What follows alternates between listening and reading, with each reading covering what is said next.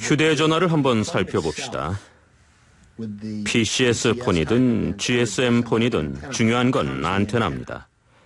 자, 직접 보여드리죠. 이 전화로 통화를 한다면 이 종이 넓이까지 전자파가 사방으로 퍼져나갑니다. 그렇지만 만약 이어폰을 사용한다면 전자파의 영향권에서 벗어날 수가 있죠.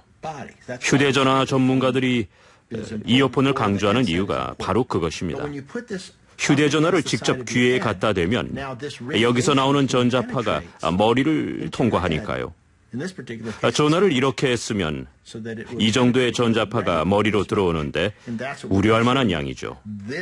이 정도의 전자파라면 DNA의 손상이나 혈액-뇌 장벽 손상을 일으키고 뇌종양 위험을 높일 수도 있습니다. 저 역시 휴대전화를 씁니다. 꼭 필요하니까요. 이게 없으면 뭔가 허전한 기분도 들죠. 하지만 전 통화를 할 때 꼭 이어폰을 사용합니다. 지금으로선 그게 최선이니까요.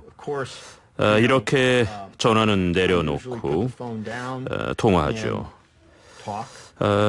전화를 손에 들거나 제 몸 바로 옆에 놔두지 않도록 주의하고요. 휴대전화를 주머니에 넣는다거나 허리에 차지도 마세요. 그럼 다른 부분이 영향을 받습니다. 척추와 대퇴골은 주요 적혈구 생성 부위 중 하나입니다.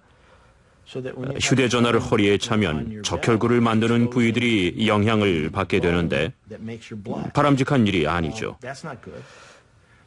그러니까 이어폰이 최선의 방법입니다. 이어폰을 사용하면 휴대전화를 쓰면서도 전자파의 영향을 대부분 피할 수 있으니까요. 지금까지 나온 방법 중엔 그게 최고죠.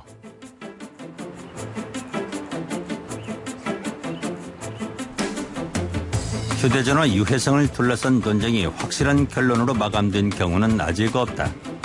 막강한 자금을 동원한 관련 업계의 로비는 계속되고 있고 휴대전화에서 나오는 전자파의 위험을 명백하게 증명했다고 인정받은 연구 결과는 나오지 않았다.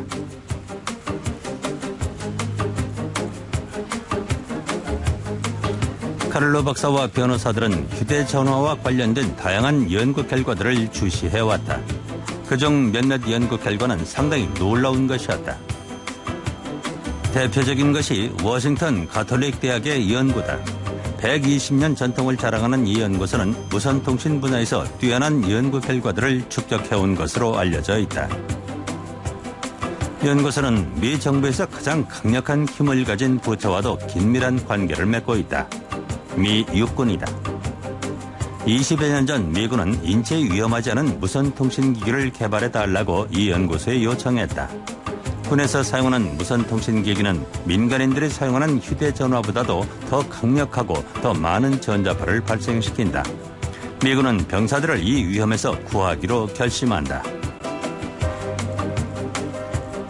연구원들은 최첨단 기술을 이용해 무선통신기기의 전자기파를 검사했다. 예산은 무제한에 가까웠고 연구 결과에 영향력을 행사하려는 집단과도 차단돼 있었으며 연구원들은 중립적인 연구를 위해 최선을 다했다.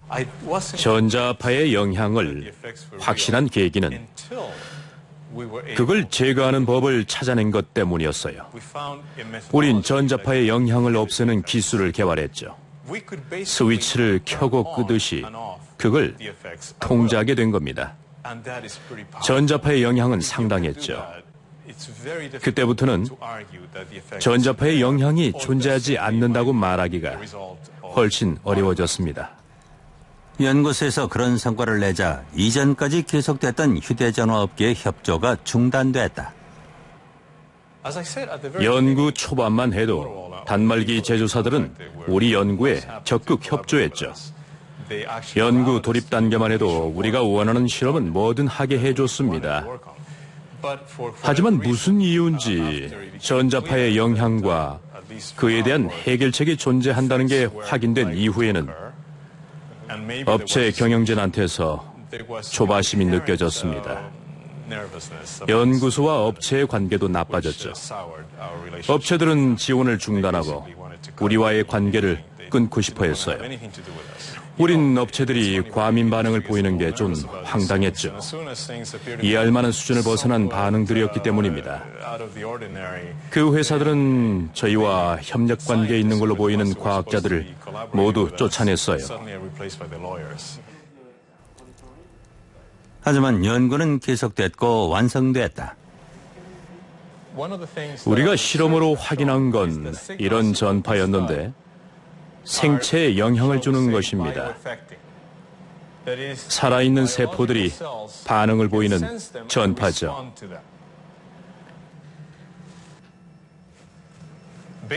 실험 결과에 기초해서 저희 팀은 기기를 개발했어요.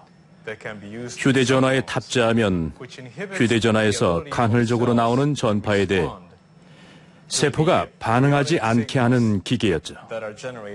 이건 역시 일반적인 휴대전화에서 나오는 전파지만 이번엔 반응 정도가 아주 낮습니다. 이 전파도 간헐적으로 이어지는 파동입니다. GSM 방식 휴대전화에서 나오는 것인데요. 자, 이 위쪽에 보이는 건 잡음이 섞인 전파인데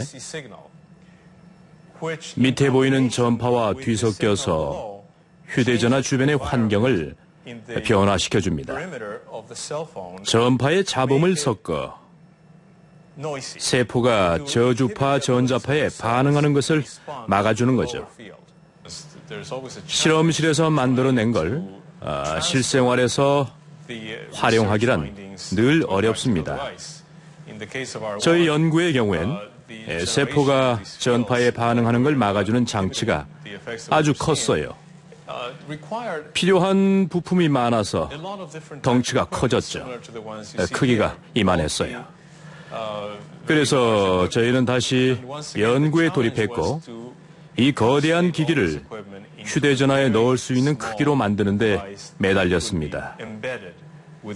그 결과 지금 보고 계신 이 장치를 만들 수 있었습니다. 기능은 달라지지 않았죠. 세포가 휴대전화 전자파에 반응하는 걸 막아주는 장치를 훨씬 저렴하고 작게 바꾼 겁니다. 워싱턴 가톨릭 대학 연구팀 덕분에 미군은 독자적인 통신 기술을 갖게 되었다.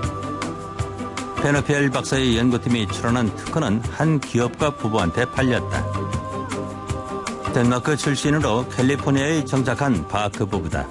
부부가 특허를 사면서 낸 돈은 $10,000,000에 불과했다.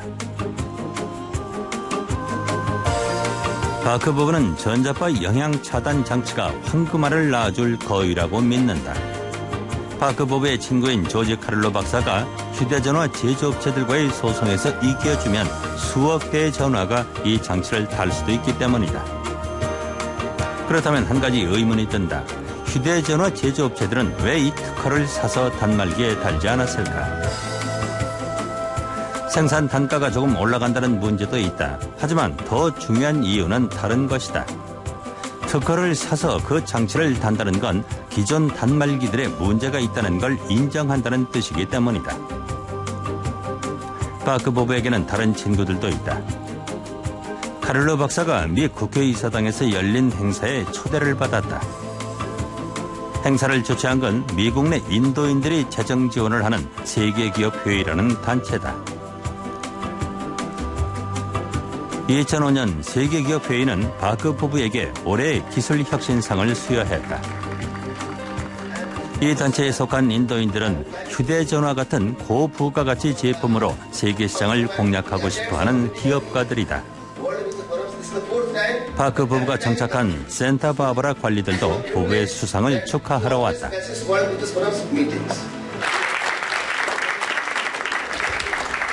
세계기업회의는 2005년 최고의 신기술이 휴대전화 전자파 보호장치라고 봤다. 휴대전화 업계에게는 안타까운 일이다.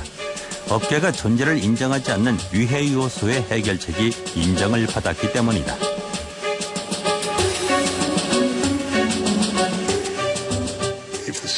업계가 패소하면은 정부도 패소합니다.